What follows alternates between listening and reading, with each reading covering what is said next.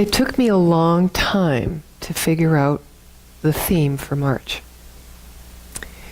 And when I started to focus on it one morning this week, Wednesday, it took me until 8:30 at night to get it. I expected more from myself. After all, I've been doing this a very long time. But one of the things I knew was surrender. Sound familiar? To push, to try, to create. Instead of allowing the creative intelligence just to rise within you in the right and perfect time, in the right and perfect way, I have decided is quite foolish. So when I came up with the idea of sacred longing, it wasn't mine. I didn't intellectually, figure it out. I even ran to my library and took tons of books off the shelves and crawled into bed and piled them up and had my computer and all my water. I was all ready and I thought I was going to have a creative moment, Nothing. Hours went by. Anyone who who is a writer or an artist or, when you're creating, it's not you, right? There's a creative medium within us that knows what to do. And when we can surrender what we think it should be or look like, including when, which is time and space contained, we give ourselves the space to listen and to receive what next wants to be revealed by means of us. So there I was with the title Sacred Longing. I thought, well, this sounds juicy. I like this. Sounds deep. I'm sorry for my stomach. I don't know if you guys can hear it, but it's constantly gurgling. It sounds like something we could really explore and something that everybody would be interested in. We live in a world, everyone's buying and selling things, or they're bartering. It's still so outer focused, and yet people such as ourselves of like mind who are practicing that inner reflective relationship, we're growing in numbers. And I certainly think that the energy that we are presenting through our songs, our lyrics, our words, our efforts, our service, our love, our givingness, are having profound effect on our world. Nevertheless, we have these desires, these sacred longings. We also have other desires that aren't perhaps considered sacred. Nevertheless, they're equally as important. So one of the things that sacred longings brings up for me is that we long, it's a cycle, it's a creative process. We long for something or we desire something and it gets our mind focused and our attention a little sharper. It makes us a little more observant and mindful because we're after something. We're going for something. And when we get it, boy, does it feel good. It's like we're in nirvana. The feeling of it.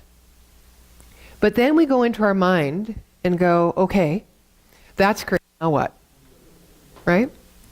Which kind of shortens our experience of being in the fulfillment and the bliss of the acquisition of this longing, of actually having an idea and a vision or a mental equivalent, which we also often talk about in religious science, where we create all the feelingness and the specificity of that, but not necessarily the details of the form, and we focus on it until we lean in as much of our attention into it so that it actually does manifest. So once we get it, then what else is there but to move forward and expand from there? That's natural. It's a part of our spiritual inheritance to desire and to long.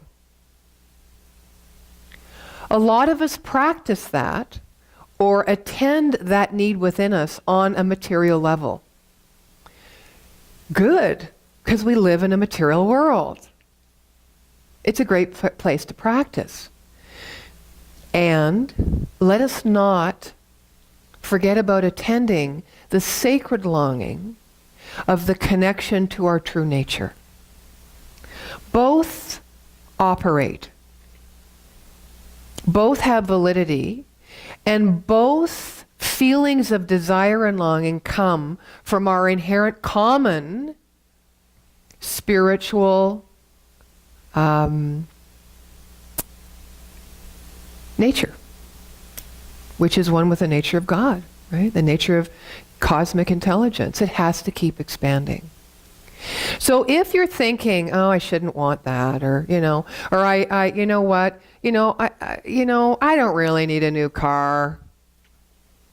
That's valid. If you can afford a new car, go for it. If you really want it, go for it. What's the harm? Well, getting a new car, if you can afford it, which means you're in harmony, you're not taking something away from yourself in order to get something, or you're not creating an idea where you're having to pay a price deeper than the actual dollar, right? As long as it's not taking away from anything else. When we're driven by a spiritual longing, it's a feeling. It's a bodily feeling. And it's usually heart-driven, not mind-driven. It's soul-driven. So sometimes we don't have clarity. We have a longing, but we have no clarity. And that doesn't feel very good. But we have a longing. So how do we attend the longing? Well, sometimes we attend it by burying it and putting it over here till we've got more time or space, or we have a holiday, and we can give more attention and focus to listen here. That's why we have spiritual practices. That's why we talk so much about having some daily commitment to give yourself time to reflect, to contemplate, to be open, to let the busyness of mind go. And we can even do all of that and be really committed to that and still not know what the heck the longing is about, right? Frustrating. It can be frustrating. But what I want to tell you is that longing is infinite. It's always going to be there. And once you have the fulfillment of it, it's going to move on. You can't hold on to these great achievements and successes, whether external or internal, because it's not our nature to do so.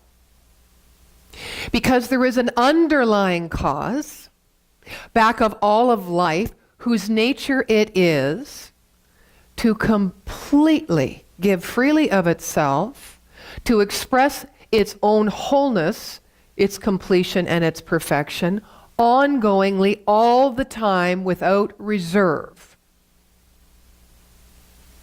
Now, I titled this talk, The Underlying Cause, because we often keep our mind focused on, especially when we're spiritual students, we're observing what we're thinking. We spend a lot of time doing that.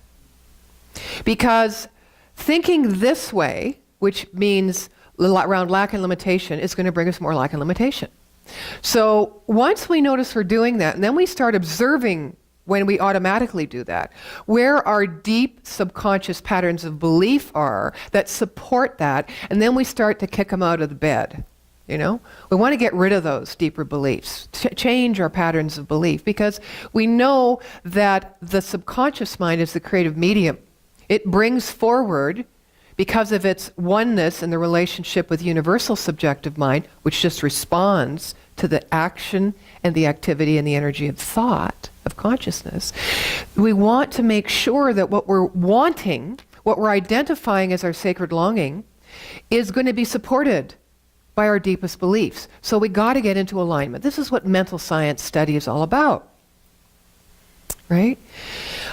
It keeps us in our heads. And you can ask any spiritual student here or any practitioner minister, from the time they started with the teaching to where they are now, they probably have increased their spiritual practices. They probably have increased acceptance of themselves and have demonstrated more things of what they wanted in life, but they're still caught in their head. Is it not true, Monica? Trish, right? Lisa, it's true. So it doesn't matter the level of devotion or commitment to the spiritual path. We all are like 7-year-olds. I'm going to keep coming back where it fits. We're like that because we need to attend our soul's longing. We need to attend our soul expression. And that includes lots of play. It includes exploring our different expressions, which means that we can't be like downhill skiers. Sorry, cross-country skiers. See, I'm not a sports person. Cross-country skiers where we have to stay in that groove. Oh, we're moving forward and we're going fast, but we're in a groove. That's what happens in our minds. We have dendrites, patterns in our minds where our automatic thoughts keep going. So how can we identify our sacred longings? How can we move toward them when we're like on this track? We can't. So each of us are going to find a way in the physical world, in the world of time and space, to attend and care for ourselves in ways that are going to help us move more toward the experience, the identification, and the fulfillment of our sacred longing, our soul needs. Right? Each of us will find that. But we might be reticent to go after it if we don't understand that there is one mind. If we don't understand that the mind we are thinking with every moment of every day is the same mind that creates oceans and sunsets and keeps humanity alive. It keeps nourishing us and feeding us. Where we can trust and surrender and know that weather is, right? We keep separating ourselves out because we start focusing on the details, the demonstrations, the manifestation of what it is that we think is actually going to quell the sacred longing. Answer the soul need. It's not out there. It never is. Now you can enjoy it. And I do. I hope you do. You know. But whether the longing is met and fulfilled in a physical way, or in a physical realm, or in the realm of the absolute,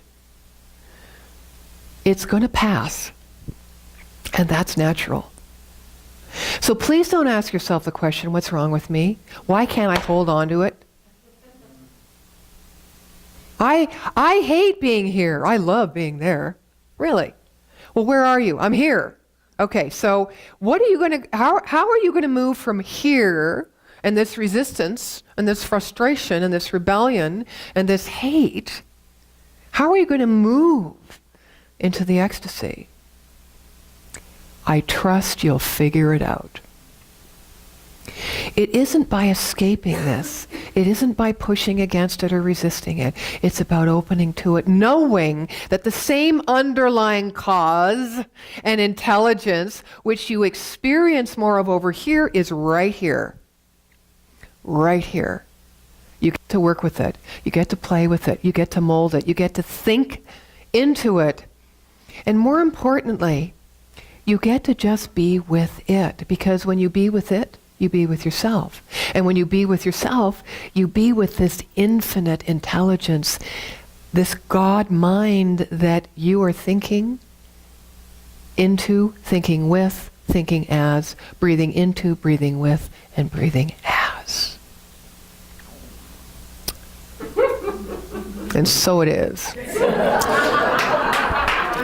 I don't know. I didn't have my breakfast this morning. Okay. So I want to share a story with you. It comes from Jack Kornfield and a book called, just a minute, got to turn it. I spilt my green drink all over my notes. They're sticking together today. That's why my stomach's grumbling, because I didn't have all my green drink. Not that you need to know that. Okay. It's called The Ecstasy, After the Ecstasy, the Laundry. Well, you've heard, right? After Enlightenment, chop wood, carry water, same thing. This is a fabulous story. One Mother Superior, the beloved abbess of a century-old Catholic nunnery in Maine, grew up in silence of her cloister, inner cloister, from age 17 until the 1960s. Then Pope John the 23rd, in the spirit of reform, changed the language from Latin to English and opened the strict silence of the monastic orders. This was incredibly hard for those who had been sheltered in holy silence for decades. Their days filled with prayer and inner reflection seemed to keep them comfortable without a voice. They simply did not know how to talk. And when they did, what emerged was sometimes surprisingly conflicted. Along with their love came out many hidden judgments, built-up resentments, pettiness, and fears that had been kept hidden within the container of prayer and silence. The sisters were forced to grapple with their spiritual life out loud, without any prior training in wise speech. Many fled the convent. It took some years for the community to find the same grace in human words that they had felt in silence. Yet spiritual life needs both. As much as our breath comes in and out, it must integrate inner knowing and outer expression. It's not enough to touch the awakening of our sacred longings. We must find ways to live its vision fully. And as we do, this idea of enlightenment appears in many texts. But this kind of spiritual experience is often not very apparent. Times of great wisdom and deep compassion and real knowingness of freedom alternate with periods of fear, confusion, neurosis, and struggle. The wisest will attest to living with their shadow, with humility and grace, knowing that both of those will build bridges to and fro the fulfillment found in alignment with our spiritual truth and the chaos experienced when grasping. We'll know how to do it. We'll know how to move smoothly and gracefully with humility. I don't think really there are any enlightened people. I think there's only enlightened activity.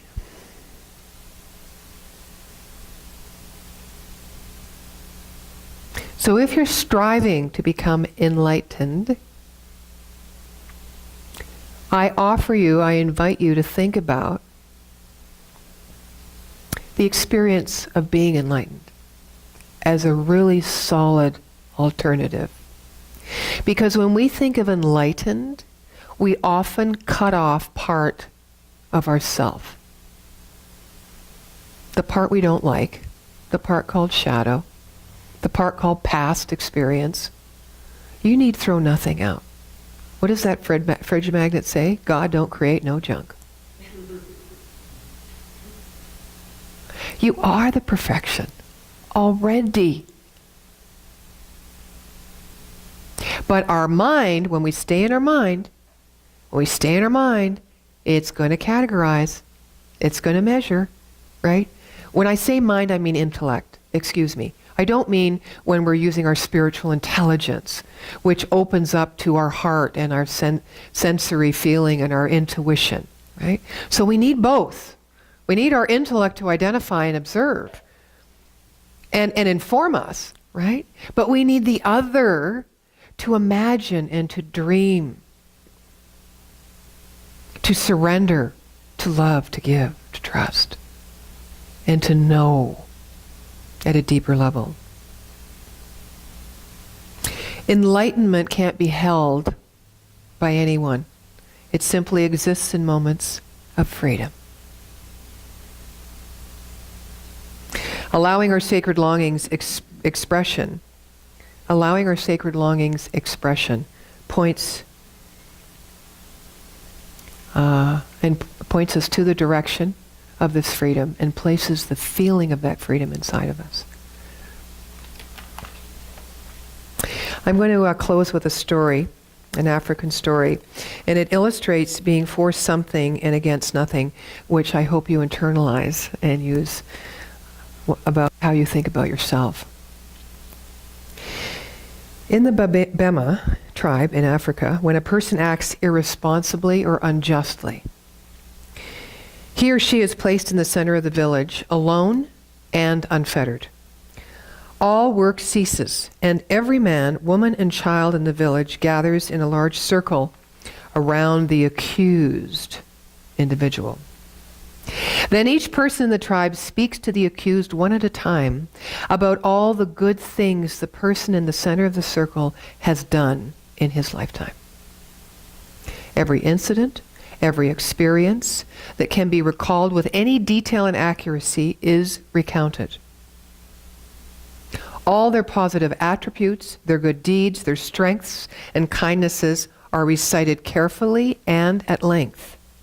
The tribal ceremony often lasts several days. Now, can you imagine the last time you harshly judged or criticized yourself? Or forgot about yourself? Or put yourself last? Whatever you judged yourself for, can you imagine yourself standing in this spiritual community, in a sacred circle, for several days, listening and feeling the energy of the vibration of your goodness and your truth, your magnificence, and the blessing that you are? The tribe recognizes that the correction for non-integrous behavior is not punishment, but love and the remembrance of identity. They believe a friend, coach, or teacher is someone who knows your song and sings it to you when you have forgotten it. They are not fooled by the mistakes you have made or the dark images you hold about yourself. They remember your beauty when you feel ugly, your wholeness when you are broken, your innocence when you feel guilty, and your purpose when you are confused.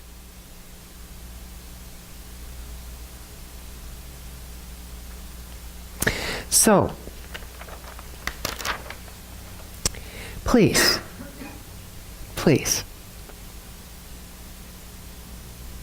have a second thought. Have a second thought when you think about yourself. And release yourself from your deepest patterns of belief that do not serve the highest order of expression of who you truly are. We can do this because we understand that we are not separate, and we function as an infinitely creative and orderly intelligence that is all-loving and all-knowing. Get to know that part of yourself. Get to trust that within you that speaks from that place. And have a blast identifying your sacred longings and fulfilling them.